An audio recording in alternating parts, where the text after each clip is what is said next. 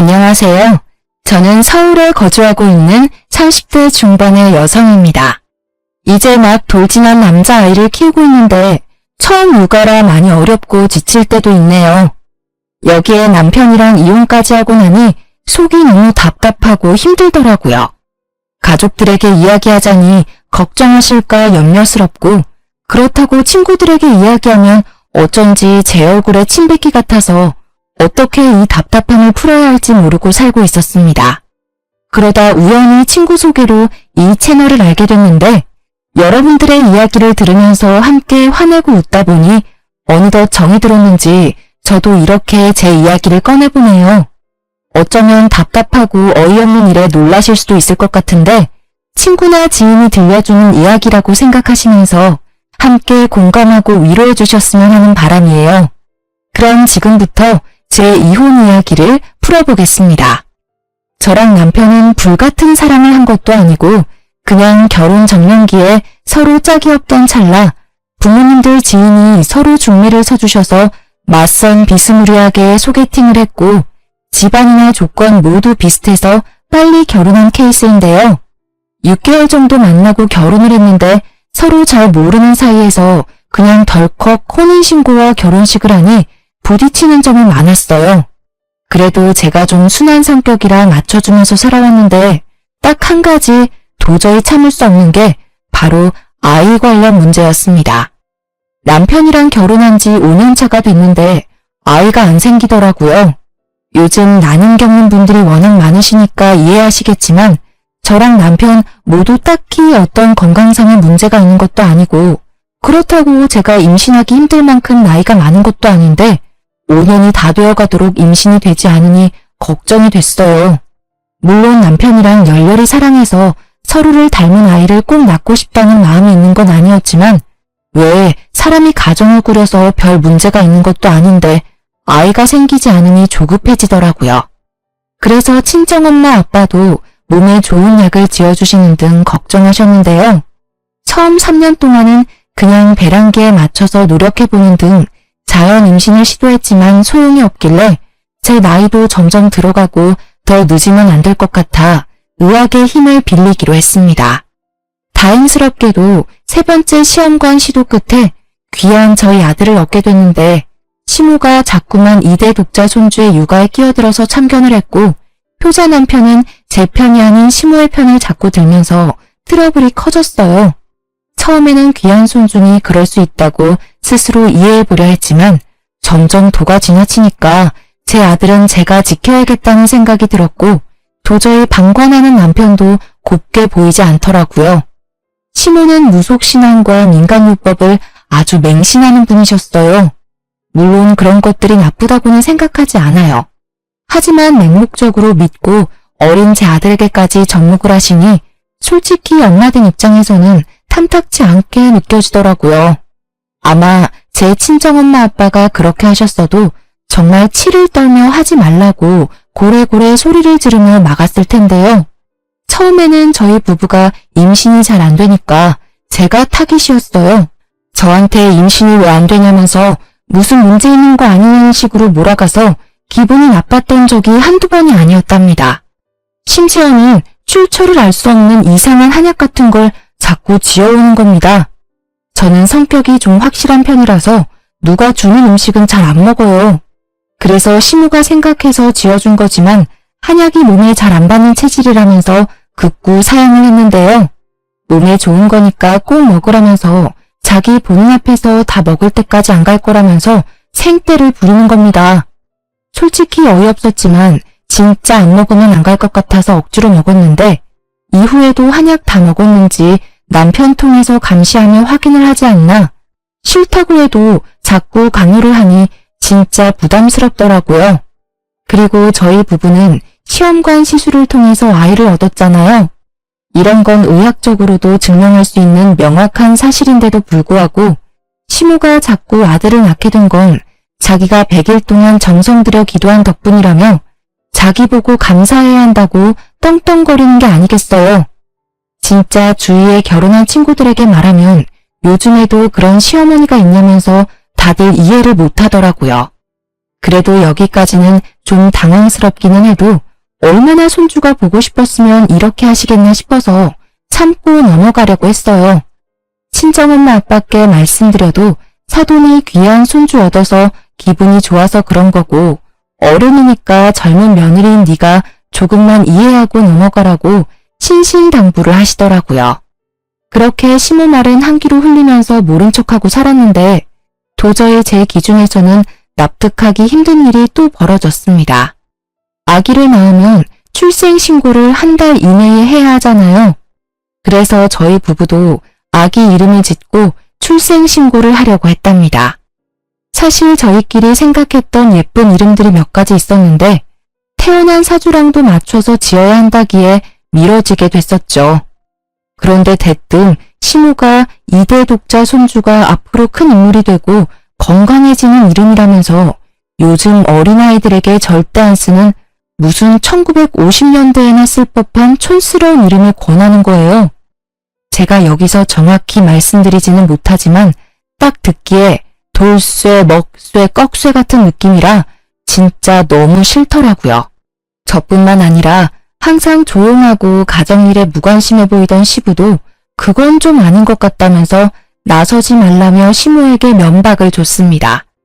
속으로 그나마 시부라도 제 편을 들어줘서 다행이다 싶었어요.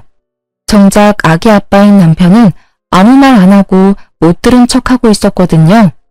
그래서 시모에게 요즘 이런 이름은 안 쓴다면서 죄송한데 아이 이름은 저희가 지어주고 싶다고 말씀을 드렸어요. 그랬더니 시모가 바락바락 화를 내는 게 아닙니까?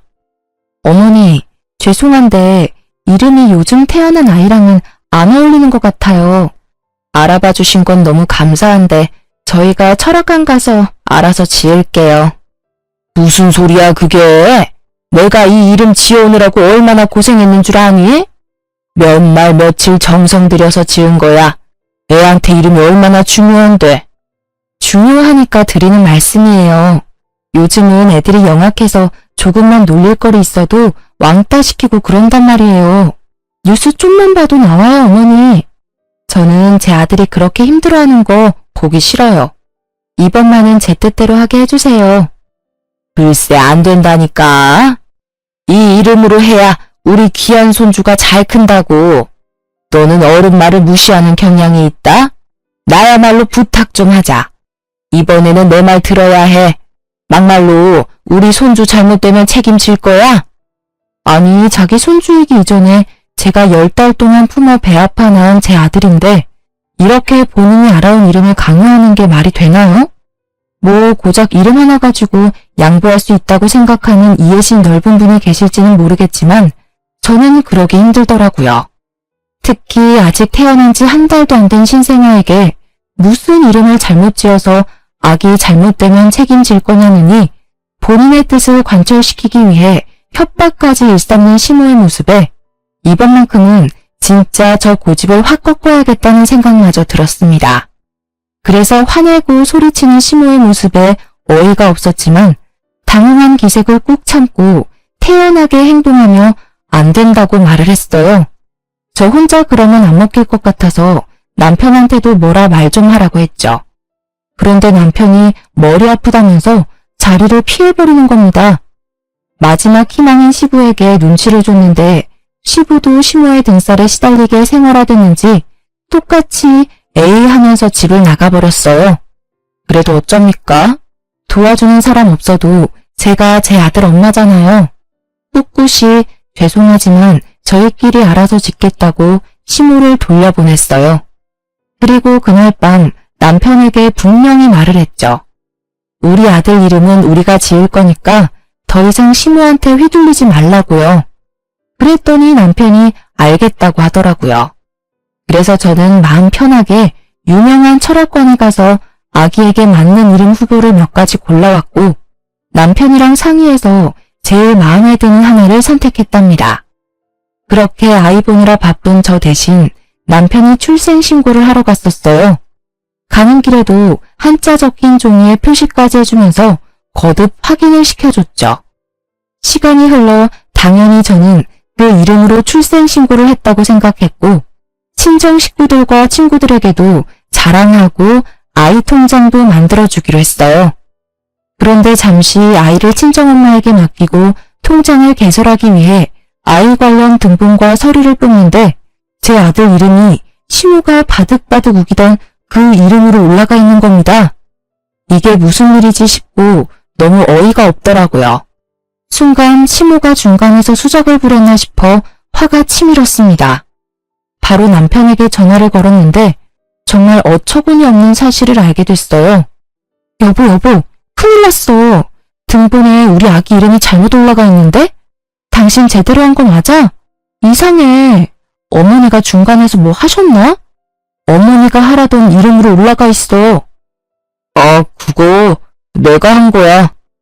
뭐? 그게 무슨 소리야? 당신이 어머니가 하라는 이름으로 우리 아기 출생신고를 했다고? 아니 사실 생각해보니까 엄마가 기껏 생각해서 지어준 건데 그렇게까지 주장하는 데는 다 그만한 이유가 있지 않을까 싶어서. 아무렴 자기 손주인데 잘못되는 일을 하셨을까? 그걸 지금 말이라고 하니? 설사 그렇다고 하더라도 어떻게 나한테 한마디 상의도 없이 중간에서 이렇게 일을 처리해. 나랑 당신 부부잖아. 그리고 우리 아기 이름이고. 근데 이렇게 어머니 편에서 생각해서 다 처리해버리면 나는 뭐가 돼? 그렇게 깊게 생각해서 한 건 아니야. 너무 예민하게 굴지 마, 여보.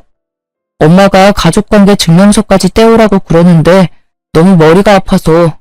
진짜 내가 이번만 엄마 말 들어주자. 당신이 이해 좀 해주라. 우리 아들 평소에는 예쁜 이름으로 불러주고 나중에 정 아니면 개명하면 되잖아. 그러는 사람들도 많다더라.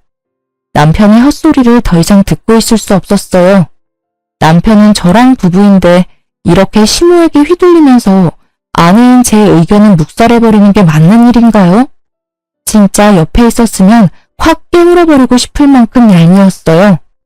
바로 전화 끊고 너무 화가 나서 친정엄마에게 전화를 했습니다.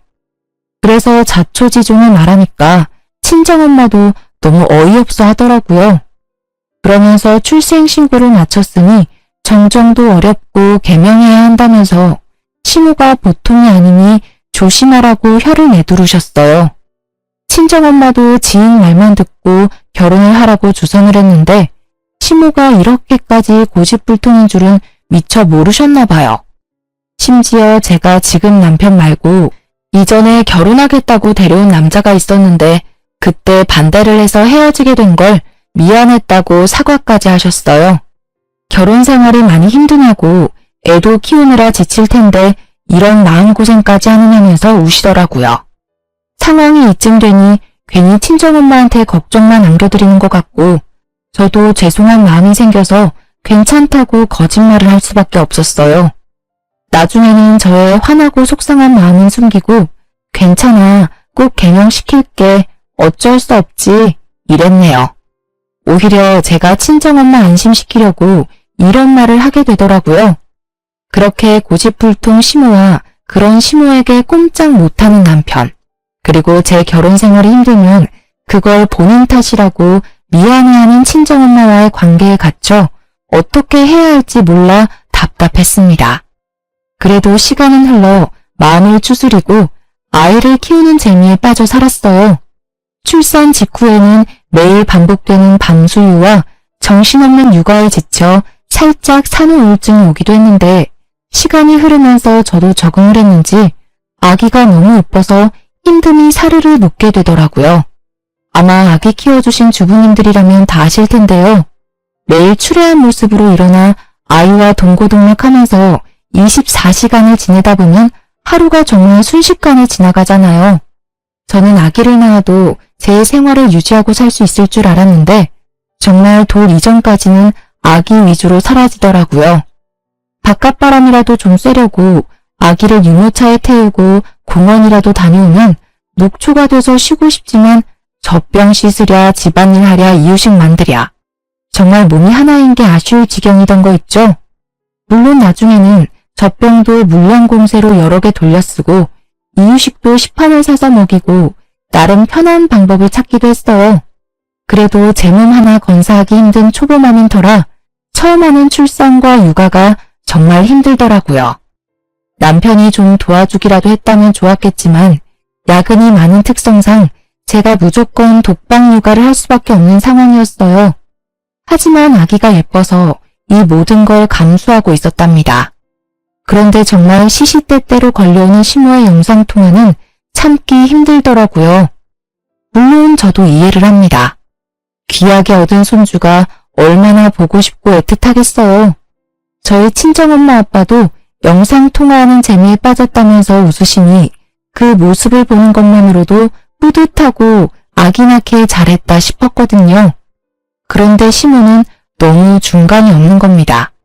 하루에도 4-5번씩 영통을 걸어오고 혹여나 제가 아기 낮잠을 재우거나 이유식을 먹인다고 못 받으면 무슨 일 있냐고 뭐 하냐고 꼬치꼬치 답할 때까지 캐묻는데 진짜 혼자 아기랑 씨름하고 있을 때 이렇게 닥달을 하면 저도 사람인지라 짜증이 나더라고요.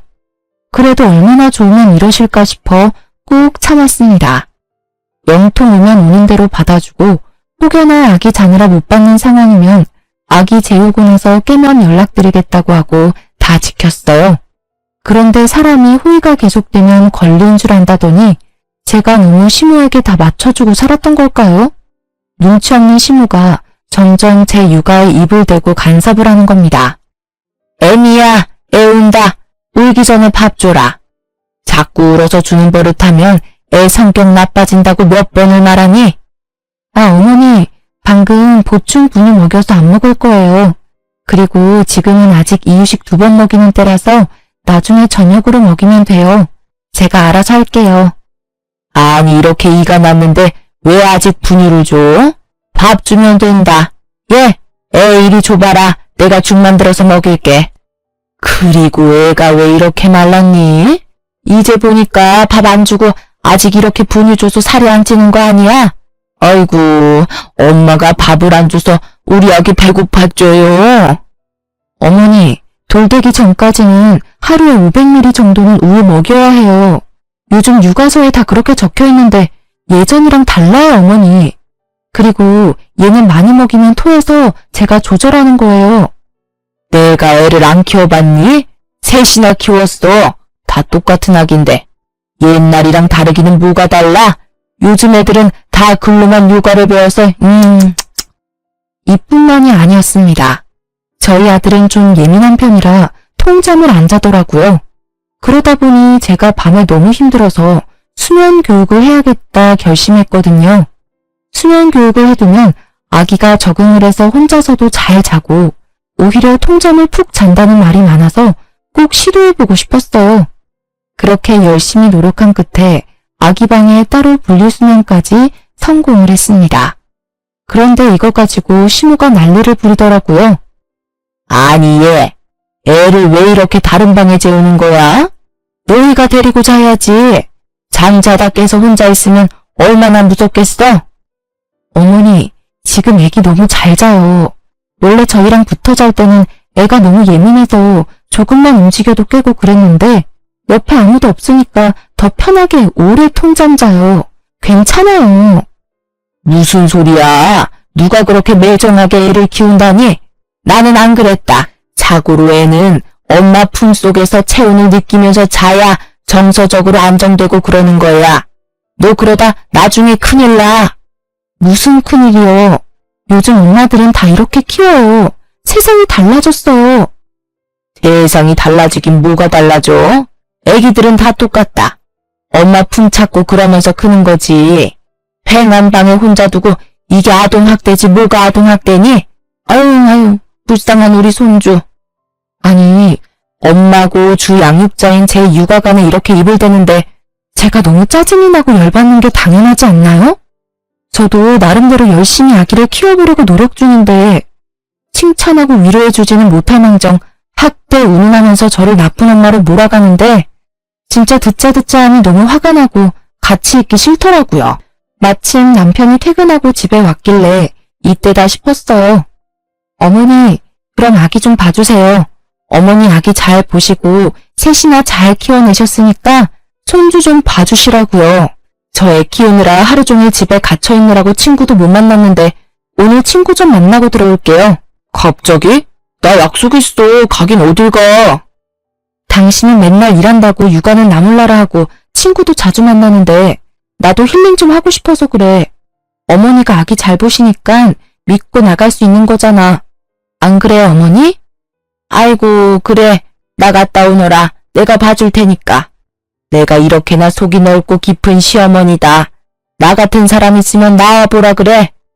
우리 손주, 할미가 밥 주고 재워주고 다 해줄게요. 걱정 말아요. 엄마는 이런 거 안 해주지? 어휴, 불쌍한 내 새끼. 들었지? 당신 약속 깨고 어머니랑 같이 아기나 잘 봐. 다녀올게. 그 길로 바로 옷만 갈아입고 가방 들고 집을 나왔어요. 사실 약속이랄 것도 없었습니다. 출산하고 육아하느라 평일 저녁에 마음 편하게 불러낼 친구 하나 없어진 제가 한심하더라고요. 그래도 오랜만에 저녁 시간에 자유를 얻어서 집 앞 공원도 걷고 카페에 들어가서 한가롭게 지나가는 사람들 구경도 하고 이게 바로 자유부인의 여유구나 싶어 기분이 좋아졌어요. 진작 이렇게 맡기고 나와서 놀 걸 내가 괜히 혼자 다 하려고 했나? 이제 좀 내려놓고 살자 라는 생각도 했고요.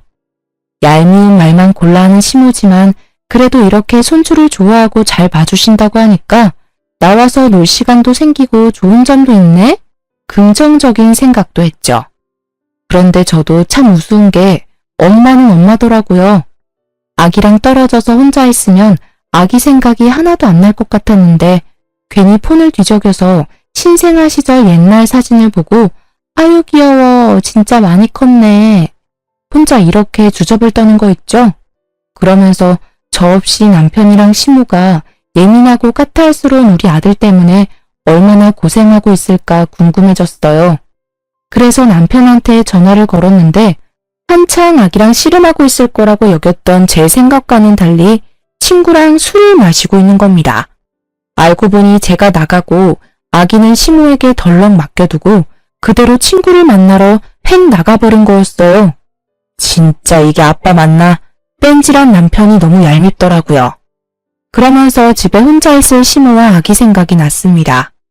아무리 할머니라고 해도 낯가림을 시작하는 아기가 울지는 않을까, 엄마 없는 걸 알고 불안해하지는 않을까 바보처럼 걱정이 되더라고요. 그래서 신경이 쓰여서 2시간도 안 돼서 집에 들어갔어요. 그런데 한창 아기 보느라 정신없이 바쁠 거라 생각했던 시모는 안 보이고 아기 혼자 놀이매트 위에서 놀고 있더라고요. 시모는 어디 갔지 싶어 거실과 주방을 둘러보는데 안 보여서 가셨나 싶었는데 아기 방 쪽에서 부스럭거리는 소리가 들렸어요. 그래서 조심스레 문을 열었는데 글쎄 시모가 아기 침대 매트리스를 뒤집고 낑낑거리고 있는 겁니다. 어머니, 거기서 뭐 하세요? 아유 깜짝이야. 너는 인기척도 없이 들어오니? 뭐 이렇게 빨리 왔어? 친구 만난다더니. 아, 약속이 깨져서 그냥 빨리 들어왔어요. 그런데 뭐 하시는 거예요? 애기 매트리스는 왜 다 뒤집어 놓으셨어요? 그리고 손에 그건 뭐예요? 시모 손을 자세히 보니 종이 몇 장이 팔랑팔랑대고 있더라고요. A4 용지도 아니고 한지처럼 얇은 종이에 붉은 글귀들이 가득해서 살펴보니까 다름 아닌 부적이었습니다. 제 표정이 일그러지는 걸 느꼈는지 시모가 당황하면서 재빨리 매트리스 밑에 부적을 끼워두고 침대를 돌려놓더라고요. 어이가 없어서 바로 매트리스 까서 부적을 챙겼습니다. 아, 별거 아니야. 신경 쓰지 마라. 애기는 애기 봐야지 너는. 아니 어머니, 별거 아닌 게 아니라요. 이런 걸 왜 애기 매트리스에 붙여요? 어디에 쓰는 건데요? 무슨 의미가 있는 거냐고요. 아유, 또 시작이다 또 시작이야. 그냥 무탈하고 건강하게 밤잠 잘 자고 좋은 꿈 꾸라고 내가 빌어서 누가 써준 거야. 다 좋은 의미지. 내가 이상한 거 우리 손주 머리맡에 붙이겠니? 너는 그냥 내가 하는 건 다 도끼 눈을 뜨고 보지? 어머니, 솔직히 말씀드릴게요. 저는 이런 거 별로 안 믿어요.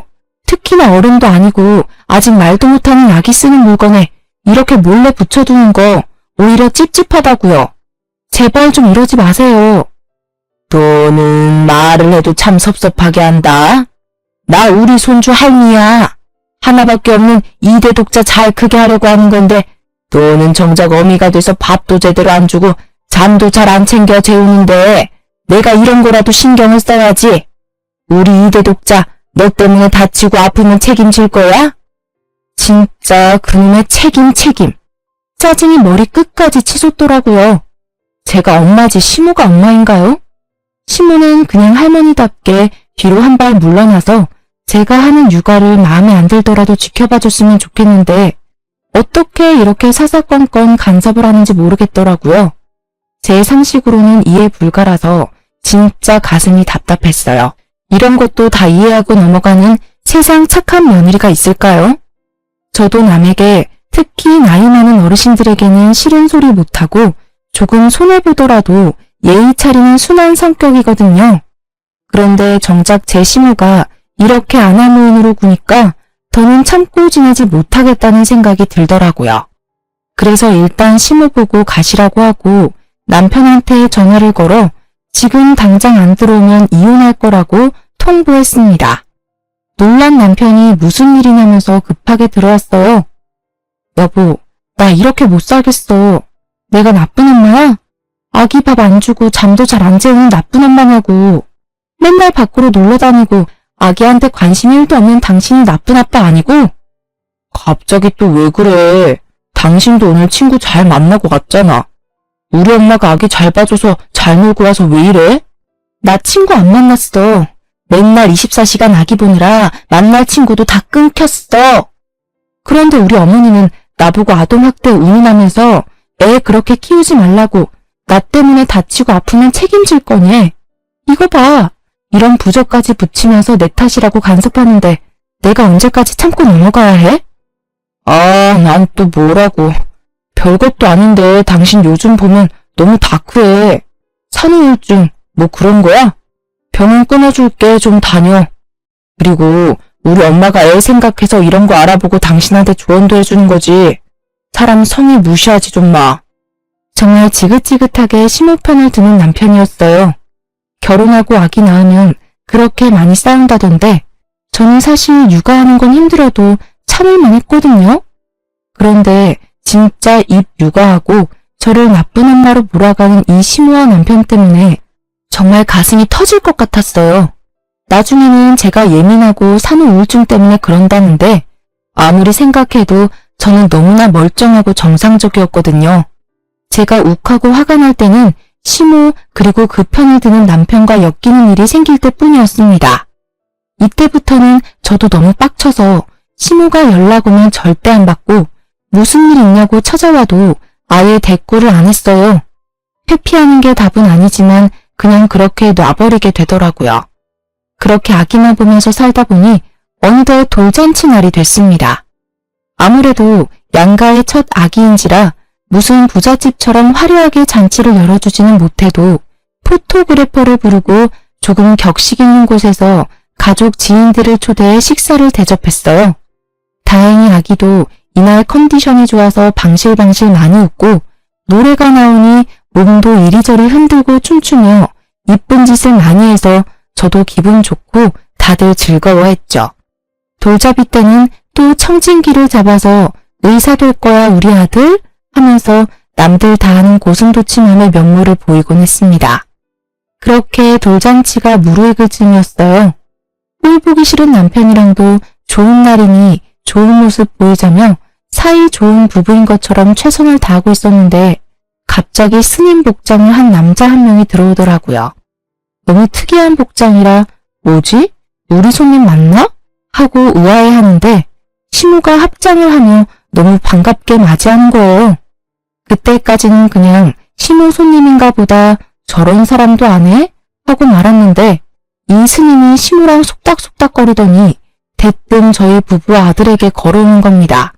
당황해서 쳐다만 보고 있으니 시모가 소개를 해주더라고요. 인사해라. 강원도 산에서 유명한 땡땡 스님인데 내가 우리 손주 돌잔치 날이라고 어렵게 모셔왔어. 고마운 줄 알아라. 안녕하세요. 아들 내외 분이시죠? 말씀 많이 들었습니다. 손주가 아주 똘똘하고 귀엽게 생겼네요.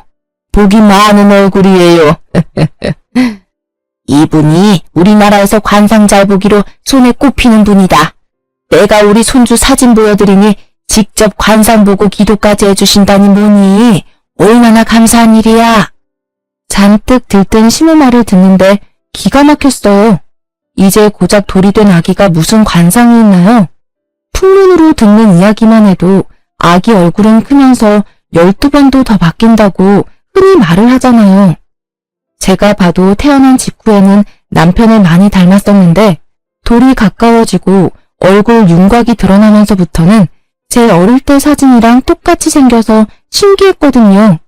그런데 아직 졸리면 울고 옹알이하는 아기를 두고 관상을 봐준다면서 기운이 좋니 나쁘니 입대는 게 싫었어요. 그래서 아주 싫은 티를 팍팍 냈더니 남편이 눈치채고 저를 따로 불러서 좋은 날인데 예의 없이 굴지 말라고 자기도 아는 사람이니까 봐주자고 하더라고요. 당신은 이해되냐고 했더니 어쨌든 어머니가 불러서 좋은 날 와주신 손님이고 축하해주러 온 거니까 넘어가자는 거예요. 무슨 이런 이해심이 바다같이 넓은 사람이 있나 싶었어요. 자기 어머니한테 대한 건 무조건 수용하는데 저는 이런 효자랑 진짜 못 살겠다 싶더라고요. 그래서 나는 그렇게 못한다고 시모한테 관상 볼 필요 없다고 남들 보기에도 좀 이상하니까 밥만 드시고 가셨으면 좋겠다고 했어요. 그랬더니 시모가 얼굴이 빨개지면서 자기 손님인데 무시하는 거냐면서 갑자기 소리를 바락 지르더라고요. 그 바람에 멀리서 상황을 지켜보던 저희 친정엄마 아빠를 비롯한 친정 식구들도 놀라서 달려오게 됐습니다. 아니 사부인, 무슨 일이세요? 왜 그러는데? 어머니, 왜 갑자기 소리를 지르세요? 아기 놀라잖아요. 그냥 저는 이런 게 다 싫다고요. 엄마인 제가 싫다는데 제발 강요하지 마세요. 부탁드려요. 강요가 아니라 아유 사돈, 제가 이러고 삽니다. 며느리가 아주 보통 얘기가 아니에요. 보고 온 날 말대꾸에 제가 무서워서 무슨 말을 못해요. 제가 아기 잘 되라고 스님 좀 모셔왔는데 그거 가지고 이렇게 화를 내잖아요. 시모 말을 듣고 상황을 파악한 친정엄마가 한숨을 쉬면서 제 팔을 잡고 좋은 날이니 그만하라고 말리시더라고요. 정말 주위를 둘러보니 사람들은 무슨 일인가 싶어 웅성대지 친정엄마도 말리지 내가 또 참자 싶어 입을 다물었어요. 그런데 이 눈치 없는 스님이 제 속을 긁더라고요. 에헴, 이 집은 며느리 기 좀 누르고 사셔야겠습니다. 그래야 집안에 복이 오는 거예요. 며느리분, 명심 좀 하세요. 그 순간 참고 참았던 화가 활화산처럼 터졌습니다.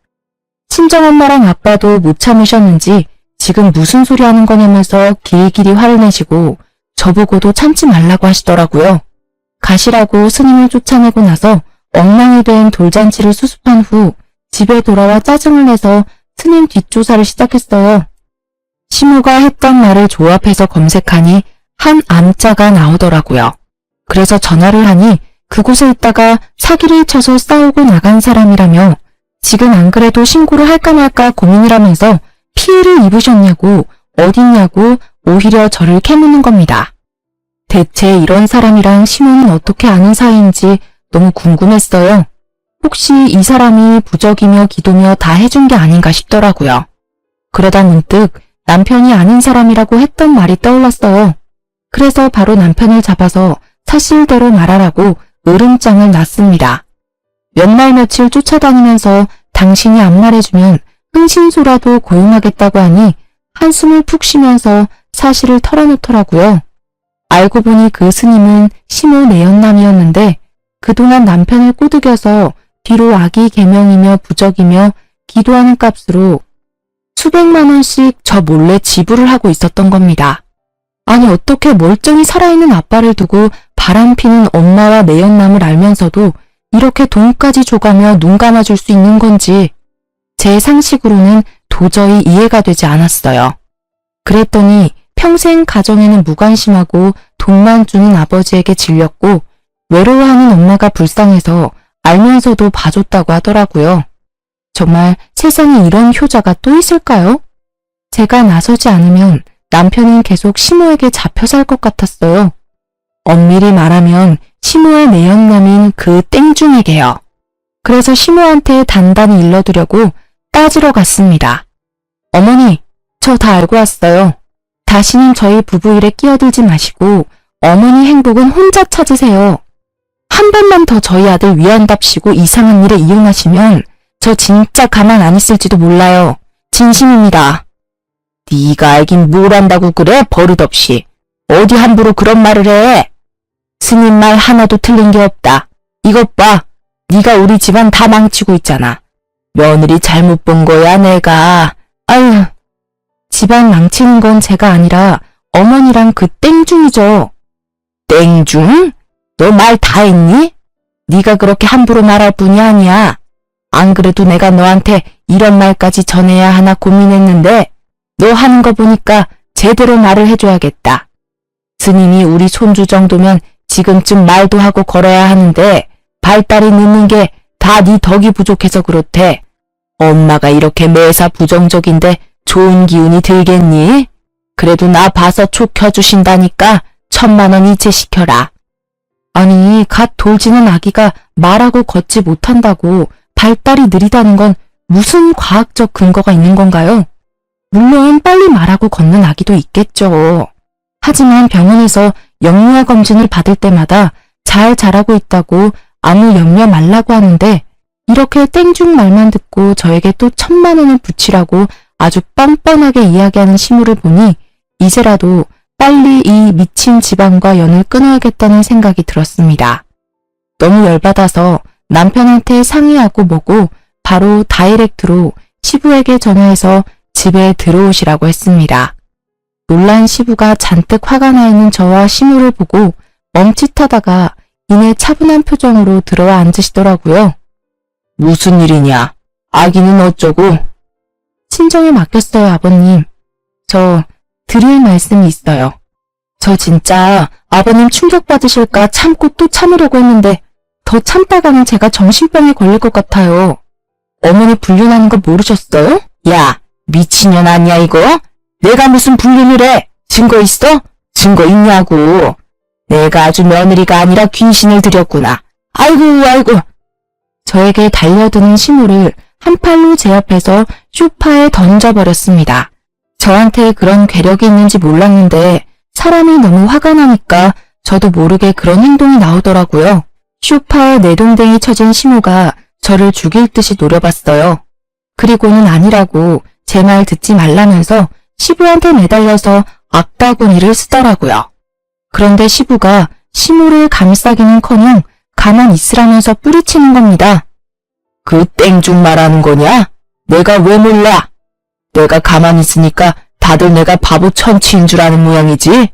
내 주머니에서 돈이 줄줄 새나가고 집에 수백 수천짜리 잡쓰레기가 넘쳐나는데 내가 왜 그걸 몰라?